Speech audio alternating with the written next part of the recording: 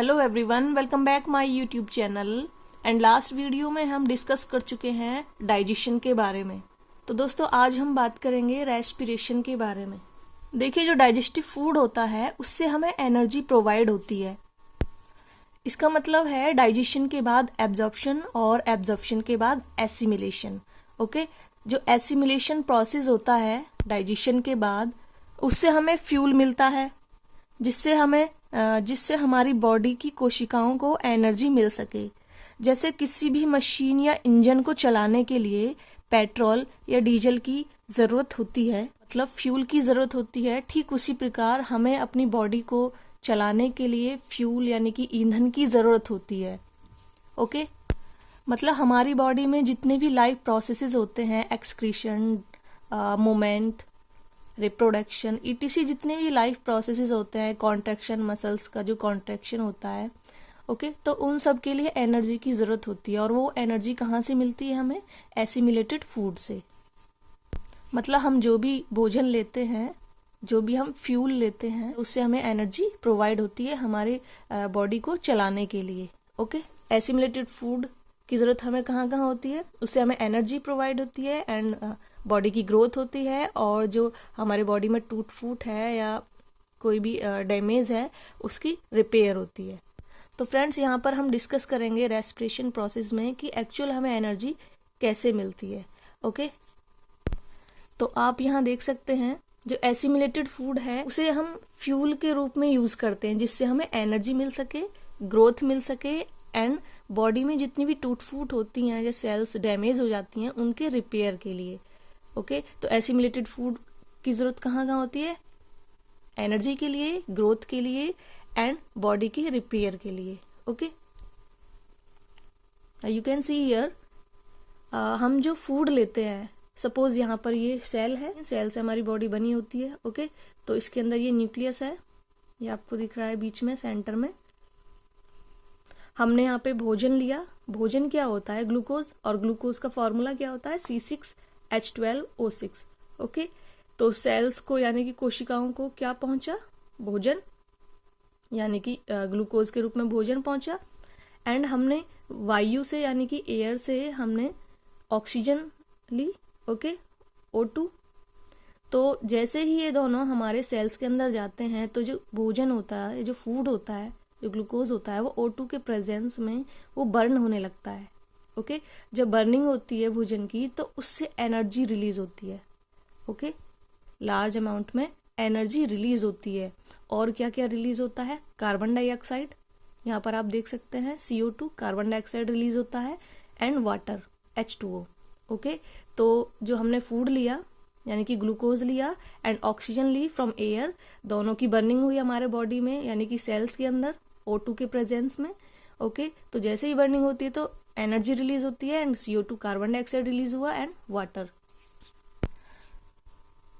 So we can say that releasing energy from food into the cells is known as respiration। तो हम respiration को कैसे define कर सकते हैं?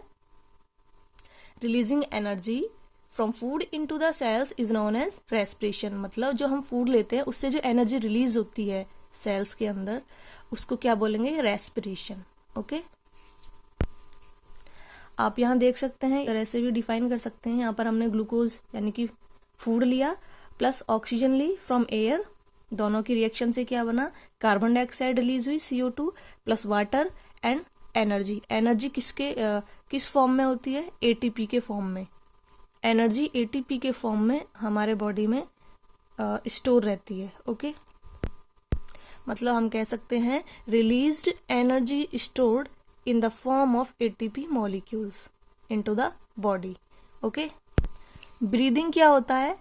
ब्रीदिंग देखिए, ब्रीदिंग का मतलब होता है सांस लेना। ये लंग्स के द्वारा होता है, इसमें लंग्स इन्वॉल्व होते हैं। ओके, और इसमें CO2 रिलीज होती है, मतलब लंग्स क्या करते हैं? CO2 को बाहर निकालते हैं और O2 को लेते हैं। ओके, और ये जो प्रोसेस होता है फिजिकल प्रोसेस होता है। बट जो रेस्पिरेशन होता है ये एक बायोकेमिकल प्रोसेस होती है और ये माइटोकॉन्ड्रिया के अंदर होता है। माइटोकॉन्ड्रिया क्या होता है? माइटोकॉन्ड्रिया हमारे सेल्स के अंदर प्रेजेंट होते हैं, जिसमें एनर्जी ATP के रूप में स्टोर रहती है। ओके, और इसमें क्या होता है, इसमें फूड का ऑक्सीडेशन होता है और बहुत सारे एंजाइम्स भी इन्वॉल्व होते हैं। तो रेस्पिरेशन एक कॉम्प्लिकेटेड प्रोसेस होता है और ब्रीदिंग एक फिजिकल प्रोसेस होता है। रेस्पिरेशन जो होता है ये बिल्कुल फोटोसिंथेसिस के जस्ट अपोजिट होता है। तो उसमें क्या होता है, जो प्लांट्स होते हैं वो कार्बन डाइऑक्साइड लेते हैं फ्रॉम एयर एंड वाटर लेते हैं थ्रू रूट यानी कि सॉइल से, एंड सनलाइट होती है। ओके, प्लांट्स होते हैं उनमें क्लोरोफिल प्रेजेंट होता है, यहाँ पर क्लोरोफिल प्रेजेंट नहीं होता। ओके, तो CO2, वाटर एंड एनर्जी यानी फ्रॉम सनलाइट, ओके, ये तीनों मिलके क्या बनाते हैं, glucose, food and oxygen release करते हैं। ओके, तो ये जस्ट किसके अपोजिट होता है, फोटोसिंथेसिस के।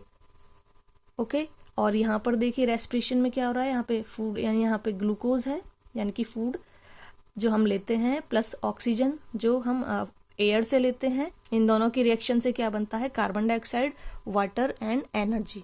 एनर्जी किसके रूप में बनती है, ATP के रूप में। ओके, मतलब ATP के रूप में ये हमारे बॉडी में स्टोर रहती है। ओके, ATP की जो फुल फॉर्म होती है वो होता है adenosine triphosphate.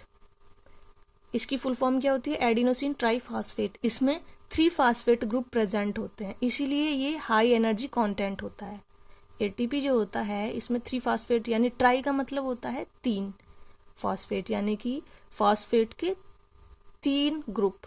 Okay, secondly thing ADP, यहाँ पर ADP आया हुआ है। ADP देखिए adenosine diphosphate. Adenosine diphosphate, di का मतलब होता है 2, यहाँ पर ट्राई का मतलब 3 और यहाँ पे 2। यहाँ पर फास्फेट के 2 ग्रुप होते हैं। ओके, और ये लो एनर्जी कंटेंट होता है। ठीक है, क्लियर। ये जो ATP होती है, यहाँ पर आप देख सकते हैं ATP जैसे ही टूटता है ये किस में टूट जाता है, ADP प्लस इनऑर्गेनिक फास्फेट, यानी कि एक फास्फेट ग्रुप इसमें से रिलीज होता है। ओके, तो ये क्या बचता है, ADP यानी कि एडिनोसिन डाईफॉस्फेट। इसमें से एक फास्फेट ग्रुप रिलीज हो गया, तो जैसे ही फास्फेट ग्रुप यहाँ से ब्रेक हो जाता है, रिलीज होता है, तो यहाँ से एनर्जी रिलीज हो जाती है।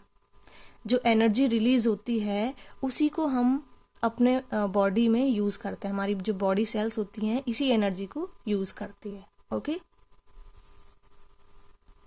ADP प्लस IP यानी कि अगर ADP और इनऑर्गेनिक फास्फेट यानी adenosine diphosphate and inorganic phosphate plus energy, इन तीनों को अगर जोड़ दिया जाए या मिला दिया जाए, ऐड कर दिया जाए, तो क्या बनता है, ATP, एडिनोसिन ट्राईफॉस्फेट।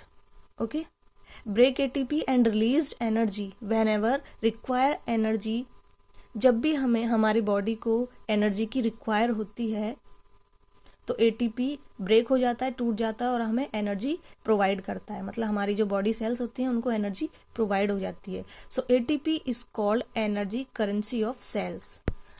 तो ये हो गया ATP के बारे में। ATP क्या करता है, ATP ब्रेक हो जाता है जब भी हमें हमारी सेल्स को, बॉडी सेल्स को एनर्जी की रिक्वायरमेंट होती है, ज़रूरत होती है, तभी ATP ब्रेक हो जाता है और एनर्जी रिलीज करता है। ओके, इसलिए क्या बोलते हैं ATP को, energy currency of cells. Okay, this is clear. दोस्तों, क्या आप जानते हैं इस प्रोसेस में कितनी एनर्जी रिलीज होती है? जो एनर्जी रिलीज होती है वो होती है 30.5 किलो जूल पर मोल। मतलब एनर्जी रिलीज 30.5 किलो जूल पर मोल पर मॉलिक्यूल इन दिस प्रोसेस। इस प्रोसेस में 30.5 किलो जूल प्रति मॉलिक्यूल एनर्जी रिलीज होती है। ओके, और जो भी ADP होती है ये फिर से ATP में कन्वर्ट हो जाती है रेस्पिरेशन के दौरान। जैसे इसे एनर्जी मिलती है फिर से ATP में कन्वर्ट हो जाती है। ओके, तो इस तरह से हमारे बॉडी की सेल्स को एनर्जी प्रोवाइड होती रहती है। मतलब अगर हम इन शॉर्ट कहें तो रेस्पिरेशन में रिलीज होने वाली एनर्जी ATP में स्टोर हो जाती है एंड बॉडी सेल्स को जब भी सेल्स एक्टिविटी के लिए एनर्जी की ज़रूरत होती है तो ATP एनर्जी रिलीज करता रहता है। इसलिए ATP को क्या बोलते हैं, energy currency of the cell. अब बात करते हैं एरोबिक रेस्पिरेशन के बारे में। देखिए, ये जो प्रोसेस होता है रेस्पिरेशन का, अगर ये O2 के प्रेजेंस में हो रहा है, मतलब अगर ऑक्सीजन इसमें यूज होती है तो उस प्रोसेस को बोलेंगे aerobic respiration. If O2 is used in this process, अगर ऑक्सीजन इसमें यूज हो रही है तो इसे क्या बोलेंगे, एरोबिक रेस्पिरेशन। ओके, अब बात करते हैं एनएरोबिक रेस्पिरेशन। इसका जस्ट अपोजिट होता है, अगर इसमें ऑक्सीजन यूज नहीं हो रही है तो उसे क्या बोलेंगे, एनएरोबिक रेस्पिरेशन। मतलब अगर जो रेस्पिरेशन का प्रोसेस होता है, अगर उसमें ऑक्सीजन प्रेजेंट नहीं है, ऑक्सीजन यूज नहीं हो रही है, तो उस प्रोसेस को बोलेंगे एनएरोबिक रेस्पिरेशन। ओके, अब बात करते हैं ग्लूकोज की। ग्लूकोज का फॉर्मूला क्या होता है, C6H12O6। हमारे सेल के अंदर ग्लूकोज का ऑक्सीडेशन होता है, ऑक्सीडेशन के दौरान ये किस में चेंज हो जाता है, पायरुविक एसिड या कहते हैं पायरुवेट। ओके, यहाँ पर ग्लूकोज का एक ही मॉलिक्यूल होता है और यहाँ पे ग्लूकोज के 6 कार्बन एटम प्रेजेंट होते हैं। कार्बन के 6 एटम है, ठीक है, ग्लूकोज का 1 मॉलिक्यूल है। तो जैसे ही ग्लूकोज का ऑक्सीडेशन होता है तो ये किस में चेंज हो जाता है, पायरुविक एसिड या फिर पायरुवेट। ओके, किस में चेंज हो जाता है, पायरुविक एसिड। ठीक है, वहां पर ग्लूकोज का 1 मॉलिक्यूल था और यहाँ पे 2 मॉलिक्यूल्स, बट यहाँ पे कार्बन के 3 एटम है, 1 2 3। ठीक है, पायरुविक एसिड का फॉर्मूला क्या होता है, CH3 single bond C double bond O single bond COOH। ये पायरुविक यानी कि पायरुवेट का फॉर्मूला होता है और यहाँ पे पायरुविक एसिड के 2 मॉलिक्यूल्स होते हैं। पायरुविक एसिड में 3 कार्बन एटम मॉलिक्यूल प्रेजेंट होता है। पायरुविक एसिड में कीटोनिक ग्रुप प्रेजेंट है एंड कार्बोक्सिलिक ग्रुप भी प्रेजेंट है। तो इस तरह से हम इसका दूसरा नाम भी ले सकते हैं। इसका दूसरा नाम है ketonic carboxylic acid. Okay, ketonic carboxylic acid. Okay, तो यहाँ पर ग्लूकोज यानी कि 1 मॉलिक्यूल ग्लूकोज के ऑक्सीडेशन से पायरुविक एसिड बनता है।